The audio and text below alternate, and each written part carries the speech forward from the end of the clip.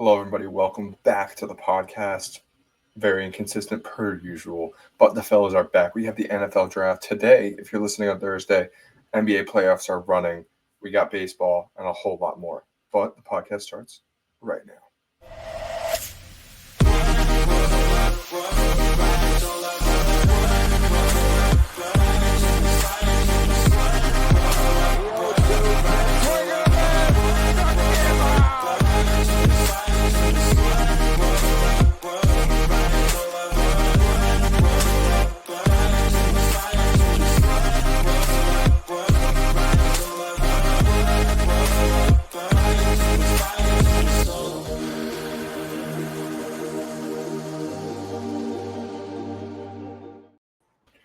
Davis, welcome back. But not my best intro, just because I was thinking about this draft, man. I was just laser focused on what might happen tomorrow because we were talking yesterday and I was really, really behind. But I'm caught up because the NFL draft is today, if you're listening on Thursday. Very exciting stuff, man. It is very exciting. I feel that, especially since the Super Bowl ended and MLB has started, there has been nothing left until the NFL draft. I feel like my mind has just been soaked into what's going to happen in Green Bay today. Yeah. I'm really excited for it. I think we could see some surprises, but fun fact before we started off, Ethan, this is the first time in like 20 years, and there's still time. First time in 20 years or so that there hasn't been a trade in the first round until the draft starts, which is crazy. Interesting. And there has never been an NFL draft since the merger that did not have a first round trade, even during the draft.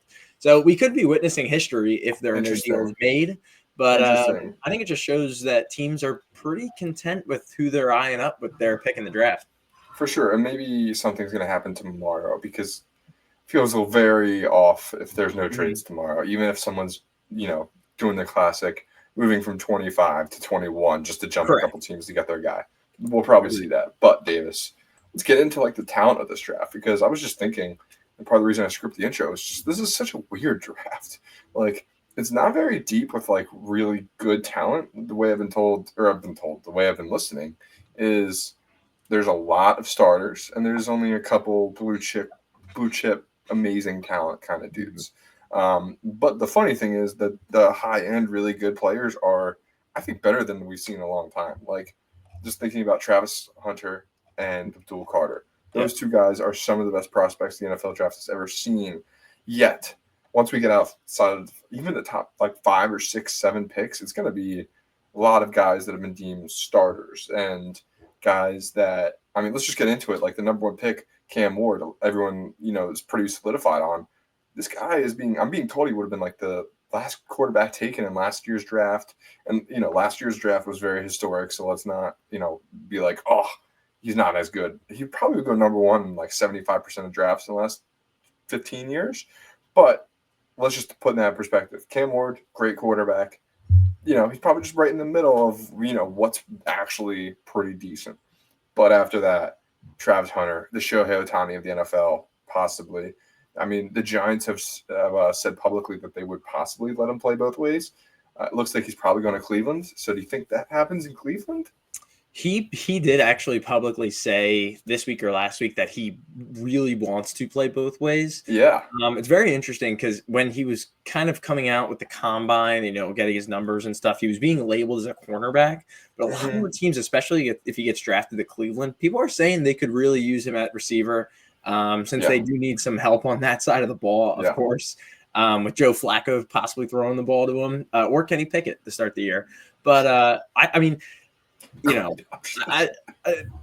it's been a while, obviously, since college football season, and it's not like people who are watching have been dedicated to everything we've been saying in the past, but I have never been a giant Travis Hunter fan, especially on the offensive side. Now, I think he could be an elite blue chip cornerback, so I hope that he plays it that way.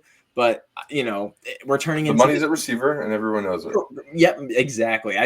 Financially, is the right decision for him to go to receiver. But probably. I just want to see the explosiveness work out in the NFL for him because sometimes being the top guy in college doesn't really mean much when you get to the professional level.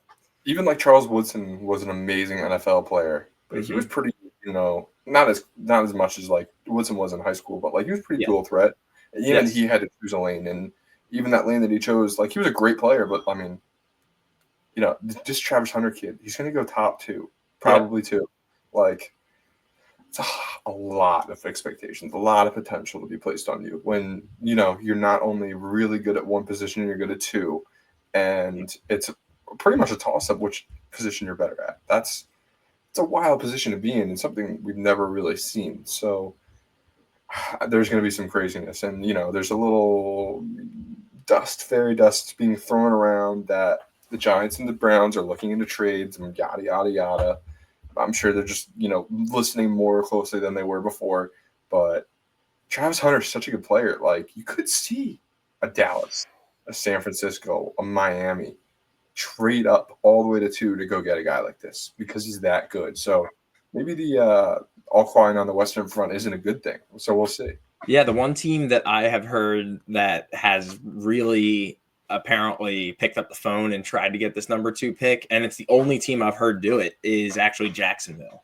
Apparently Jacksonville is just like enamored by Travis Hunter. Mm-hmm. They got a new GM in the house. They have a new coach in the house this year.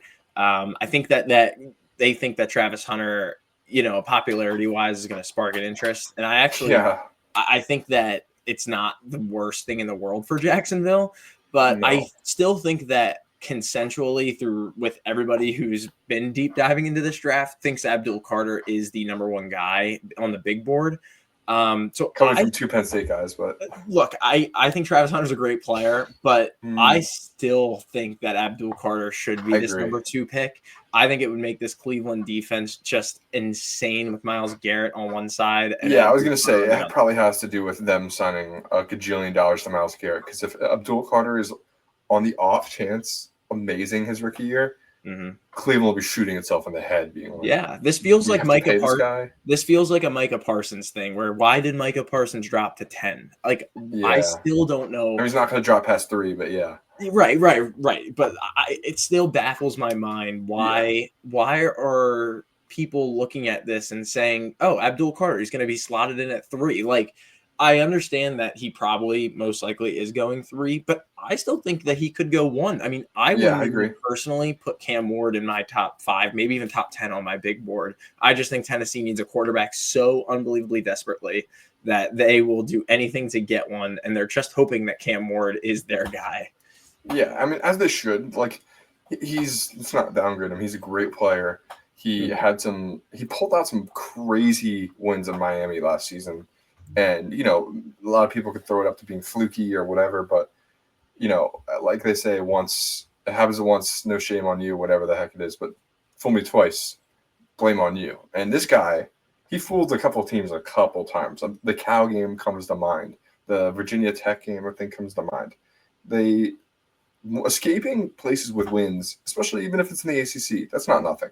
So, we'll see. He's been labeled like the most, what was it last year? Like the most nonchalant quarterback. Is that what they're calling him? Like, he would like walk out of bounds after like walking to scramble. Like, he could be a very electric player and might be something exactly like what Tennessee needs. But we could talk about the top 3 all day, because after the top 3, Davis, it's not very interesting. There's a couple players, like I think Ashton Genty might go pretty high. It's been rumored that the Jaguars really, really like him, which isn't surprising because Liam Cohen probably needs to, shove it down Tampa Bay's throat this year.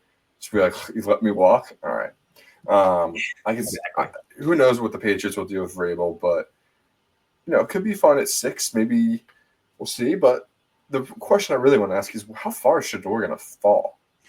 It's a great question. 21 to the Steelers? Because Aaron Rodgers isn't signed yet. I'm hearing talks of either 9 for New Orleans. I'm hearing talks of the Steelers at 21 or the Browns at 33 in the second round. Those are what seems to be the options. If you had, I heard the floor was the Steelers, that would stink. No, I'm hearing things that he could drop into the second round. It's actually like 50-50 whether he goes at like 33 or 34 to the Browns and Giants. The Shedeur hit's getting out of control. I don't know. Apparently, teams are saying that his interview process has been one of the worst that they've ever seen in NFL history. With how bad and overly confident and all this stuff. Look, he's Deion's kid. I get it. I was gonna say he's Deion's kid. Like that. What are we talking about? There is this like thought process of like he played with a terrible offensive line. Is that a good thing? Maybe, but is it a bad thing in the fact that he doesn't develop offense as well as a professional needs to be? I don't know. So. I don't know. I'm hearing how can it be a good thing if you don't have an offensive line? Like, I'm hearing the Steelers might be more intrigued in Jackson Dart instead of Shedeur Sanders. Yeah. That's the most interesting part right there is the Jackson Dart of it all. Do you think he really goes above Shedeur? Personally, I don't think so. I don't think so. From everything I'm hearing, no. But there just is that slight chance. But especially because New Orleans needs a quarterback so unbelievably bad because they have a new offensive coordinator in Kellen Moore, and Derek Carr looks like he actually might be out for the entire year. I agree. It's whether they trade down a little bit and still get Shedeur, or do they trade down a lot and maybe get Jackson Dart? I don't know. We could be seeing one. We could be seeing 2 or 3 quarterbacks in this draft. This might be before the draft even starts, the worst quarterback draft in the last decade. The Kenny Pickett class. Don't forget the Kenny Pickett class. Desmond Ridder and Malik Willis. Yep. I'll never forget that. That was terrible. Yeah, that was bad. That was bad too. But the only thing I want to just throw in there is like I could see New Orleans possibly getting Shedeur, but at the same time, New Orleans is, I think I've said this a million times, but they're so screwed with cap space, like super duper screwed in cap space. Like they have no movement. They might need to stink and ride it out with Derek Carr when he's healthy, and then if he's not, take somebody second, third, fourth round, but it might be Spencer Rattler. Like if I'm the Saints, you need to stink this year. And maybe it's to get Arch Manning. Maybe that's it. But, like, there's so much money that needs to come off the books there. But it would be very funny if New Orleans, with Kellen Moore, took Shedeur Sanders when that doesn't sound like a good fit, like, at all. No, not in the slightest. Unless they trade down. 9 is just too much of a reach, in my opinion. Yeah, I could see you maybe going to, like, Miami. Maybe Miami's a surprise team. Maybe Atlanta does it again. You never know. I was gonna say, the Cardinals did it a couple years ago too. Shocked us all last year after signing Kirk Cousins. So you never know. I people think that the draft is so scripted of like what's going to happen, and like, look, I do think the first 3 picks are pretty scripted. It sounds like with Ward, Hunter, and Carter. But I mean, look at last year. If you told me Penix was going to go 10. I would tell you you're crazy. None of the mocks had that. None of the news had that, especially with the Falcons. People had him in the second round by the end of the mocks. No. Not last year. He was rising a lot at the end of last year. The end of the first round. 10 was he was above Bo Nix. He was still above Bo Nix last year. But 10 was thought of as a reach. And to the Falcons. I guess. Yeah.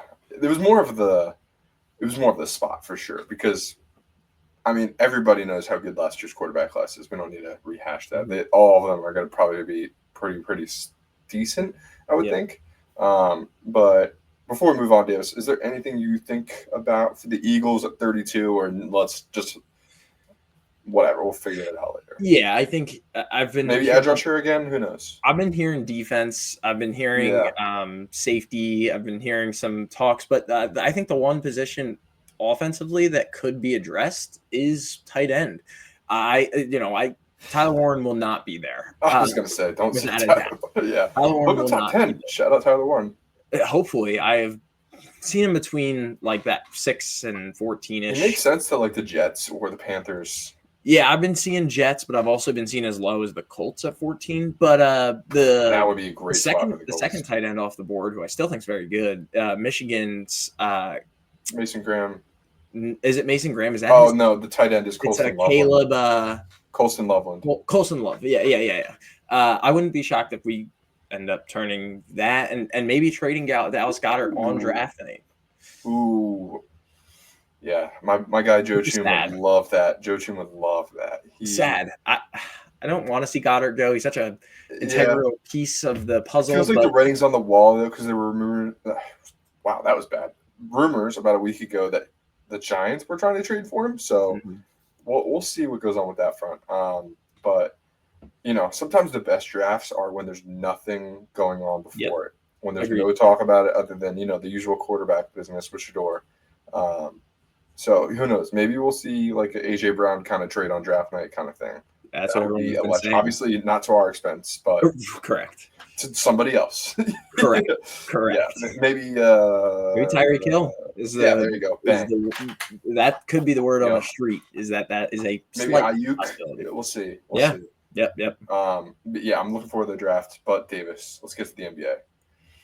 It's NBA playoff time. We've already been talking about how out we are in the NBA the last couple months. But even you and I get dragged. Not you and I. You will get dragged back into the playoffs because it's fun basketball. It's not the best every night at all. The Thunder Grizzlies series is a great example of that. Yeah. Some of them are ass kickings. But a series like the Knicks and the Pistons is super fun. Yep. Because the Knicks are, up and coming, but they're kind of a very ugly basketball team to watch play basketball. And then on the flip side, the Pistons they're fun and young and scrappy. And then, let's just shout them out. They got their first playoff win in 20 years. Is it almost 20? I think it was 2008. Okay, 2008. So 18 years, which is crazy. Yep, crazy. 18 years.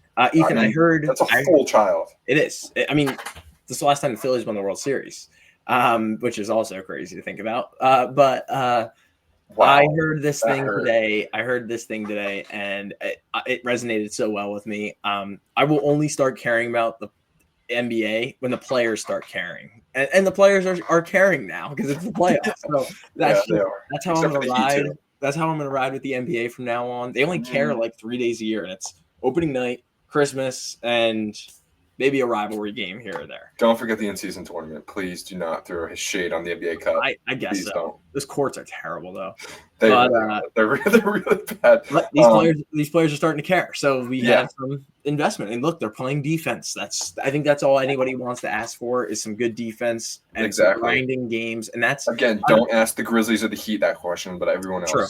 Out of a few of these series, like Knicks, Pistons, Rockets, Warriors, and even the Nuggets and the Clippers, I mean, we're seeing already just Hall of Fame games. The Nuggets and Clippers is going to be – it's going to be an all-time first-round series. I can smell 7 games from here.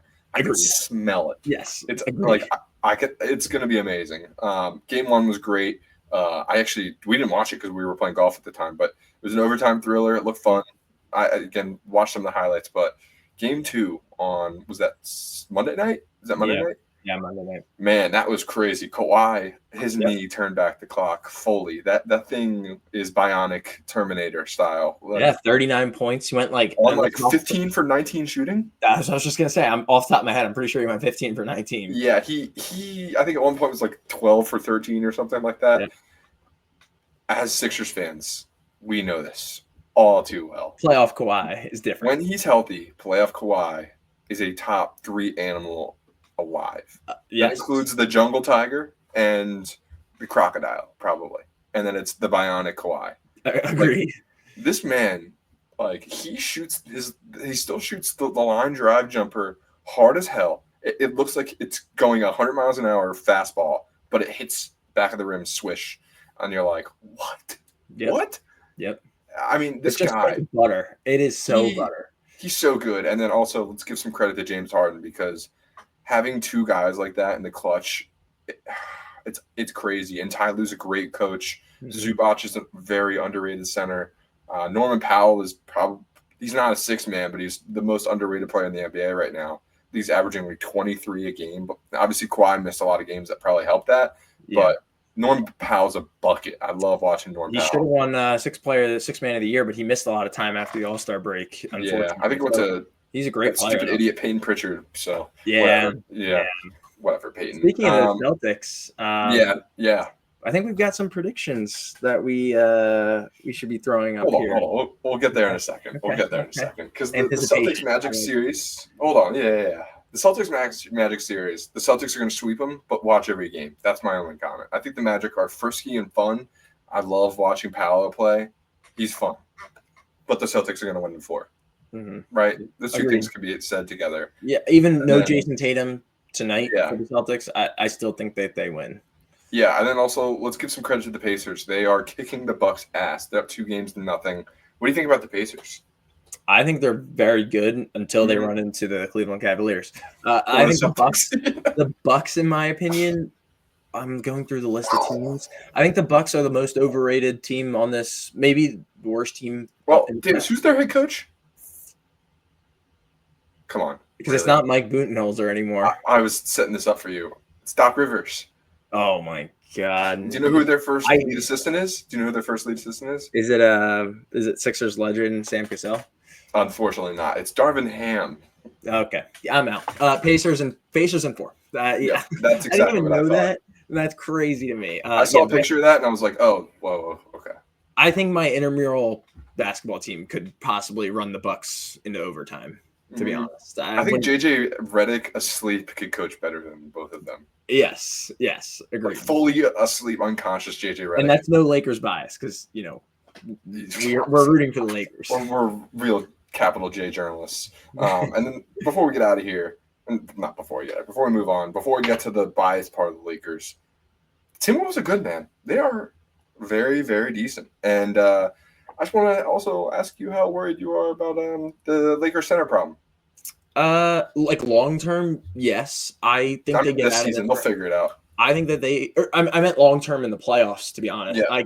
I think in this round it'll be fine. I still think I would probably pick the Lakers in 6, even though it's 1-1 right now. The Lakers got off to a slow start. That's fine. But we saw what the Lakers can be on Monday night when I think the final score, like the Lakers ended up winning by 12, but last night they won. 20. They were up 20 like the entire game. But to be honest with you, I think either whoever they play, whether it be the Rockets or the Warriors, probably going to be the Warriors. I think it's actually a good matchup for the Lakers. So I do see a path for the Lakers to get to the Western Conference Finals, but past that, when you're running into, I'll throw the options out there just because you want me to. The Nuggets, the Clippers, or most definitely the Thunder, they're gonna have some issues. Yeah, we'll see if the Thunder get that far. We'll see. So let's get to the next slide. So there's been something we've been holding back from you guys. So Davis and I made a bet. We may have been a little intoxicated at the time, but we made a bet nonetheless. I think the Thunder were playing, and we got in an argument about the Thunder. I don't even know how it even started, to be honest. But we were talking about it, and Davis was like, the Thunder are automatically going to make the conference finals. And I said, well, that's kind of silly because they lost in the semifinals last year and to a bad Mavericks team. And I was like, it could happen again this year. And somewhere along the way, it formed into a bet where the Thunder now have to make the conference finals or I owe Davis money. So I understand that odds is probably, if you found it on a book, like minus 10 million or something like that, because I think no team with a point differential this high has ever not made the finals or something like that. Mm-hmm. It's something insane. Like the Thunder are probably going to win the West. But Davis, as you just brought up, the Thunder have a tough possible second round matchup. Going through Denver or the Clippers is not a cakewalk, and I am hoping the Clippers make it out for all intents and purposes. I am all over the Clippers, but I want to give you your time to talk about the Thunder. Yeah, I think obviously we didn't know this back then, so I'm just running with new news that since the bet was made. I find it to be good on my side that I think that the Nuggets Clippers series will go 6 or 7 deep. Like they are going to be exhausted and depleted, and the Thunder are going to sweep the Memphis Grizzlies, and they're going to have a lot of downtime to get some rest in. The Thunder have also won. That's a great point. They've also beat the Grizzlies by a combined 75 points or so in the last 2 games, and Shai Gilgeous-Alexander may have had his worst 2 games of the 2025 The Grizzlies have fully turned it off. They are not. Yeah, now they have, but they lost by 54 in the first game. I think that this Thunder team, and you see it here down in the hot takes, and we can get to it. I do not think this Thunder team will lose a game until the NBA Finals, where they match up with the Boston Celtics. You're saying theoretically the Thunder will theoretically sweep the Lakers or the Warriors or the Rockets. I think it would be more difficult for the Lakers to sweep, or for the Thunder to sweep the Clippers, then sweep anybody in the Western Conference Finals. Put a little respect on the Lakers, Warriors, and Rockets. Those are three very, very talented teams. I think the Lakers, we could see a type of kind of a series, but I don't see anything more than a gentleman's sweep. And I think that the NBA Finals is going to be, as it has been multiple times in the past 5 years. It wasn't last year because we got the Mavericks in there, but it's going to be predetermined the best two teams in the conference. We've seen that a lot recently. Yeah. So I do see a Thunder Celtics. There's the Nuggets Heat year in 21 too. Like there are anomalies, and I'm just going to back up the same argument I made to you when I made this bet. The only reason I feel confident in this is because SGA is such a number one option that he's almost their second option at the same time. Mm. So when you don't give the room for another guy to grow like that, it's only going to hurt your team come playoff time. I will say Jalen Williams looked really good last night. Really good last night. I think he had like 24 points on like a couple misses, so he's getting there. But can a Jalen Williams, can a Chet Holmgren up their game to a number two option level in the playoffs? And I, at the end of the day, found that is not going to be the case. Am I probably going to be wrong? Sure. But, yeah. But I we'll see. We will see what team it comes down to, because I don't think the Lakers could probably guard them well. I think the Clippers could. I think the Rockets could. And the Warriors might. But, Davis, let's just talk about the Lakers now, too, because we also have Lakers futures that we placed the night of the Luka trade. We both have it at different odds, barely, but it's hefty sums both ways. So, I mean, we have this little bet that's like, I think it's $50 for the Thunder, but we care about the Lakers, right? Yes, agreed. Without a doubt. The Lakers are my NBA team. Like, I don't have another NBA team until lottery night begins on May. We'll save that or whatever. We're going to capture the flag. We'll see. The odds are not in our favor, but let's get back to 39%. I'm just saying. Since the Luka trade, we've seen the Lakers kind of go through ups and downs with For Luka. sure. I was going to say that. But they are kind of starting to peak at the right time, I would say. You know, the issues obviously with a big man down low are going to turn it already is an issue. But they do not want to play Jackson Hayes. They don't want to play him. They're playing Rui at the small ball 5. Correct. And that's great until you play guys like Joker or let's put some respect on Chet Holmgren's name because he's a decent player too. But even Isaiah Hartenstein, like even just a big body like Albert Sengun for the Rockets, like I think that they're going to have they're going to have. He's a great player, by the way. What's his name? Did you call him Albert? Yeah. What's his name? Algun? I think it's Alperoon. Alperoon. Yeah. I didn't expect you to get it. It's just funny you called him Albert. He'll be Albert Sengun from now on. I think that the Lakers, if they do peak at the right time, yes, this is a possibility that could happen. But I really think that we're going to have to see Luka 35 pieces every other night at this point. That's pretty fucking likely. I agree. Yeah. But I think it's a mix of Luka and Bron that everyone in the world knows that. But it's also a mix. Sprinkle in some AR-15. I was just going to say, on the back end of things, it needs to be Austin Reeves. It needs to be Rui Hachimura doing things that Dorian Finney-Smith, people don't know his name a lot. That guy's an excellent role player. If he plays well, for sure. I think shooting it well. He's a guy who can step on the court and make somewhat of a difference. But Luka needs to be playoff Kawhi, in my opinion. Yeah. He needs to be playoff Luka from last year. Yeah, exactly. Because I think this Thunder team, take our bet away from it. I mean, this is probably honestly the best NBA team we've seen since the 2018 Warriors. To be honest, it makes me feel really bad about this $50 I have. When it comes to ratings and when it comes to metrics, like I haven't even watched a lot of the Thunder. I'm just following the metrics, and that is almost a fact that they're just as good or even a little bit better statistically than those Warriors. Different times. By the way, hyping them up this much means they're destined to fail. Yeah, I mean, I agree. Not you and I, but like the media. Like, I just think everybody I've listened to has been like, my pick has been Celtics Thunder from preseason, and I'm not switching. Everybody says that. That's like, I don't see I don't see that like hype failure happening until maybe the Western Conference Finals. I agree. That's where my head's. I don't see the Clippers making. If the Clippers or Nuggets beat the Thunder, it could be one of the biggest upsets in the last 10 to 20 years in the NBA. 100%. But even though those teams are good, like 100%. I'm not saying those teams aren't good. It's just honestly how good the Thunder have been this year.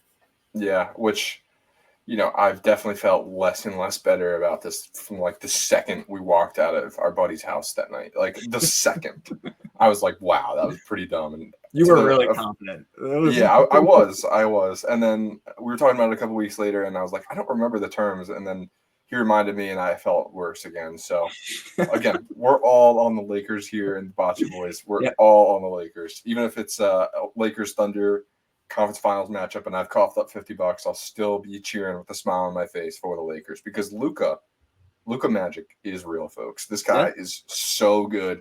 And then the LeBron factor. Do not forget, this guy has not really been in a competitive playoff series in a couple of years.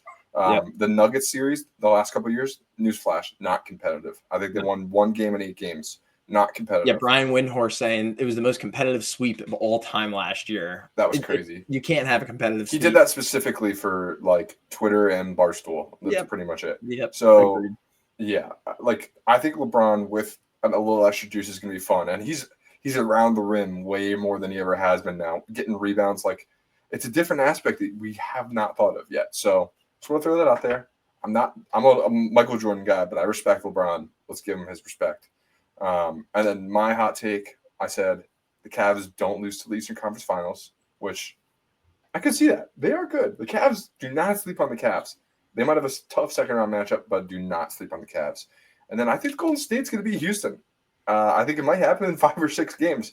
This Golden State team is super-duper good. They have been the hottest team since the All-Star break, arguably. I think there's probably a couple other teams like the Rockets, honestly. But the Warriors are really, really good, and Jimmy Butler, another dude that kicks it into gear in playoff time. Yep. Him and Draymond on the defensive end, too, is a nightmare. And this Rockets team, they're really good, really talented, really young, too. Really, really young, really inexperienced. Watching them, decide with Hot Potato who's going to shoot the last shot in the last 3 minutes is really sad. Passing up to Fred VanVleet, miss a 3, who was then 1 for 11 from 3 that night, really, really, really bad. Yeah.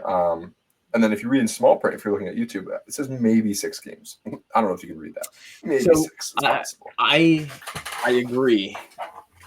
I think the Warriors are going to win. I don't want to burst any bubbles here, but I just want to say this as a fact. Do you know that the Warriors to start the series were minus 250 to win the series?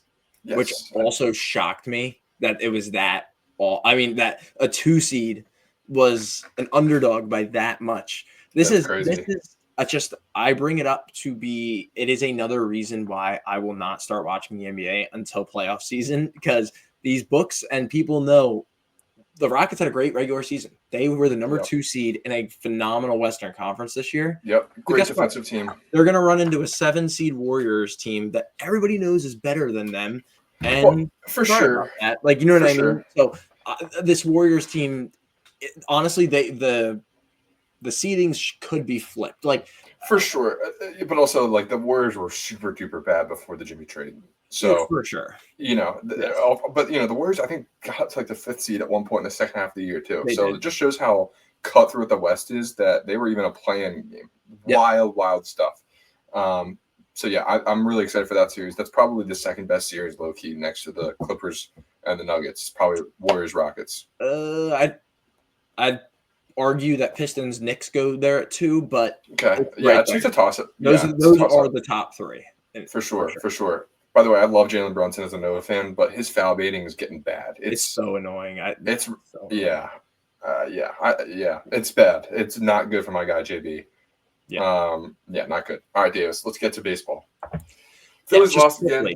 Quickly. Phillies lost again. Yeah, that's 4 in a row for the Phillies. We're fine, Ethan. It's April. Are we? Yes. It's all fine. We're all good. Baseball does not start until Memorial Day. Let me counter you with, our bullpen's terrible? I mean, all the above? this is the part of the season where you're testing and feeling, like if you're a contender, if you're a playoff team, you're testing and feeling the positions that you're going to need to upgrade throughout the season. And honestly, can I tell you something that people might hate?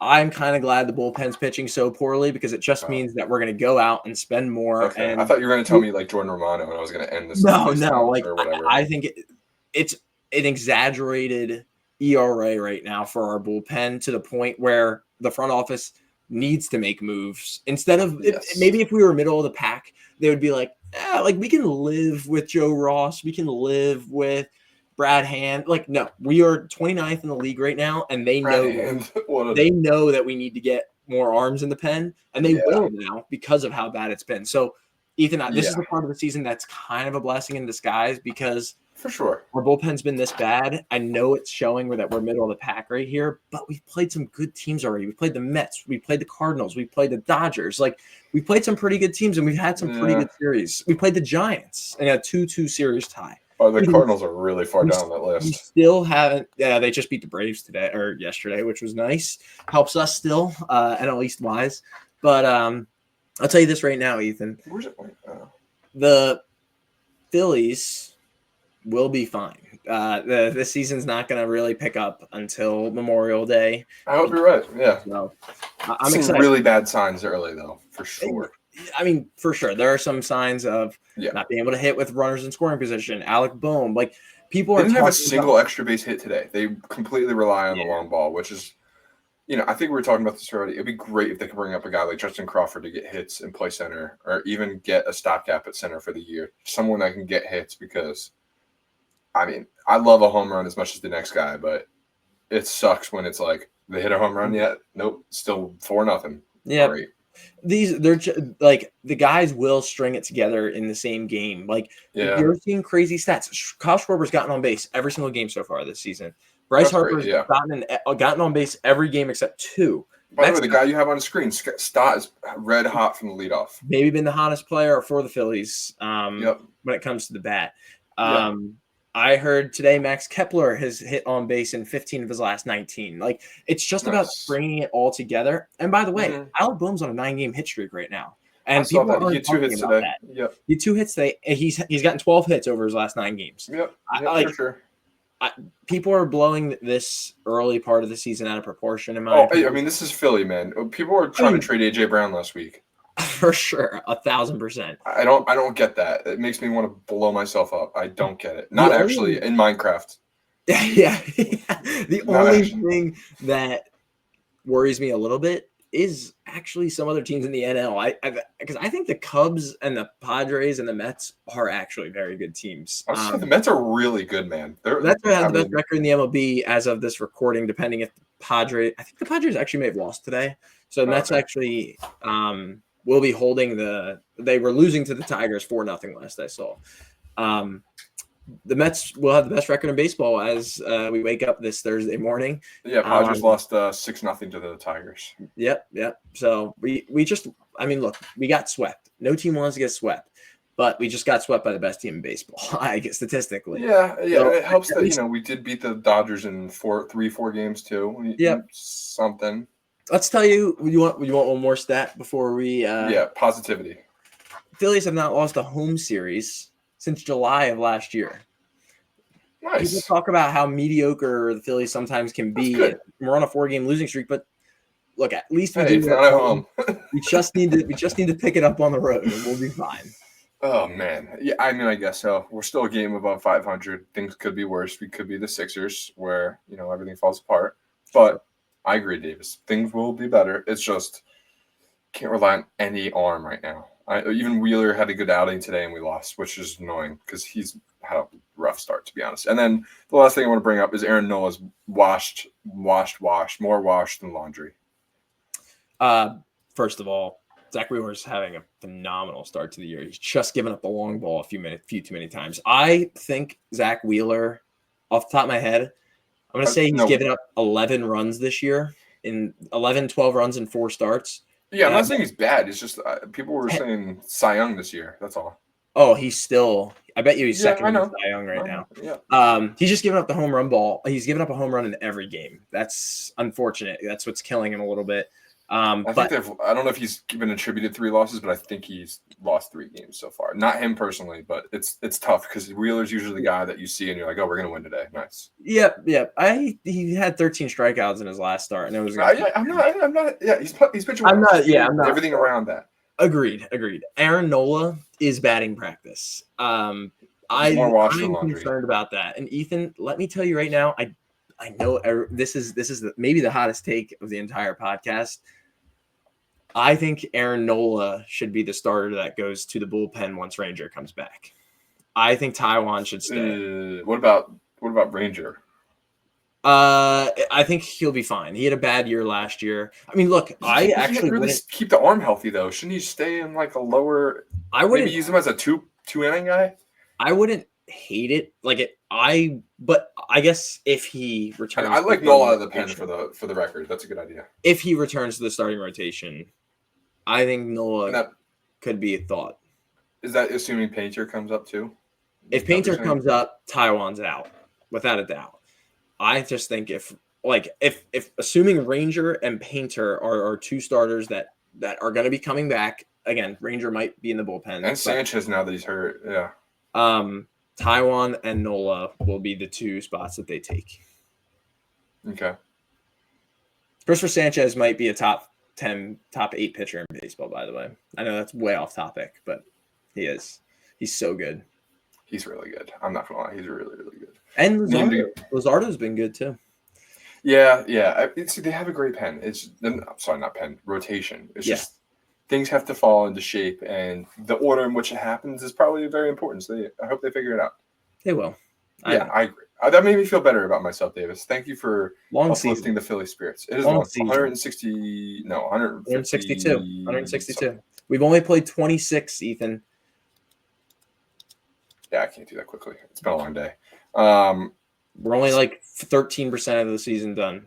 This is basically the Eagles being 1-1 to start their year. It's like the Eagles losing to the Falcons when Saquon dropped it. Yeah, it's all good. Remember when the Eagles started 1-1 last year? That's exactly where the Phillies are right now. When everyone's saying fire Sirianni. Yeah, then we started 2-2 and he shaved his head. That got crazy. I can't believe he did that. Good times. That was wild. Also, before we go, shout out to my guy John Cena, 17 record. Let's go. Come on. Easy money. Shout out Travis Scott. You're a bitch. Yeah, no thanks. Yeah, sorry. Sorry I made you watch that. I feel bad about that. That's tough. He throws off this. All right, guys. We like talking to you guys, all that shit. I messed it up. But subscribe, share, send it to your friends, tweet it, all that stuff. We appreciate it. Throw it up on Elon's platform. We appreciate you. Deuces.